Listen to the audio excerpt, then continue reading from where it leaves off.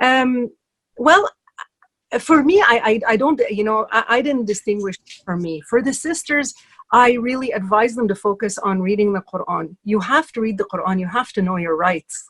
You know, you have to know what the Quran, um, the privileges that it gives to girls and to women. And there's so much to say about that. So I think one of the things that girls and women can and should do when they read the Quran is see themselves in it.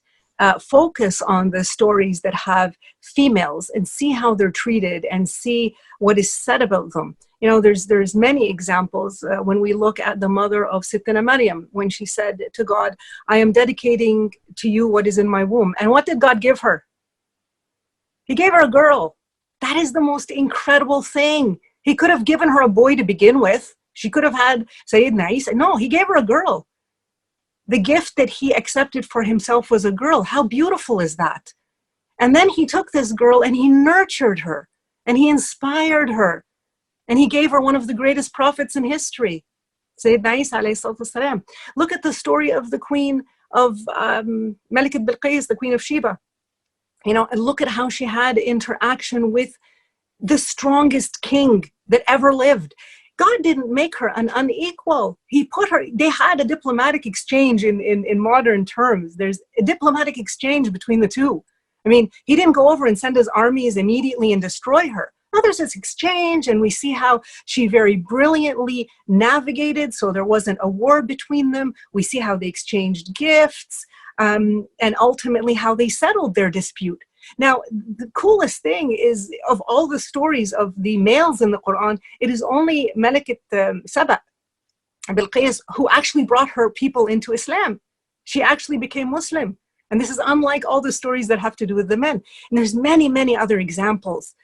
One of the things we were discussing recently, which is the very unfortunate rise in domestic violence around the world during the COVID lockdown. And it's not just Muslims, it's non-Muslims as well. But with Muslims, there's this idea that, you know, that at any level, the male or the man, the husband has a right to hit his wife. And it drives me crazy because what has happened over time is there's a neglect of what that one verse in the Quran, 434, actually says.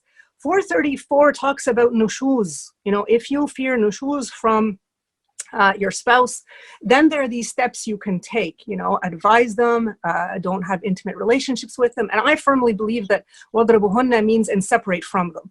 But even if, God forbid, we're going to take it to mean something that the Prophet never did, which was to lay a hand on a woman, we're talking about nushuz. And when they asked the Prophet, what is nushuz? He said, the fear that she is bringing a foreign man into your bed. So this is not only zina, we're talking about zina in the most despicable way. So the way it has been interpreted, that this is open season, that you can hit your spouse or that you can discipline them through anything physical, is completely un-Islamic. And it is because we've neglected a very, very important word in that verse.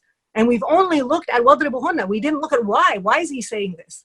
Even if we're going to accept that that's what it means, why is he saying this? If we look at the heinous nature of this behavior, that's a totally different story. And it closes the door for anything else. You know, not with a sawek, not with a shirt, not with anything. You do not humiliate women or your wives, because this is a very big crime that we're talking about when we do talk about this particular verse.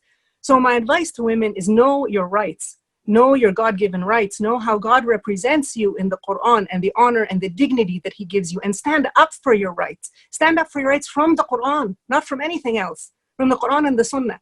The Prophet ﷺ said the best of you is the best of his wives. He also never laid a hand on a woman. So all this craziness around the world and this domestic abuse is ridiculous. So know the Quran and know your rights and strengthen yourself and stand up for yourself and find strength with other women and with other very good men. There's a lot of good men out there.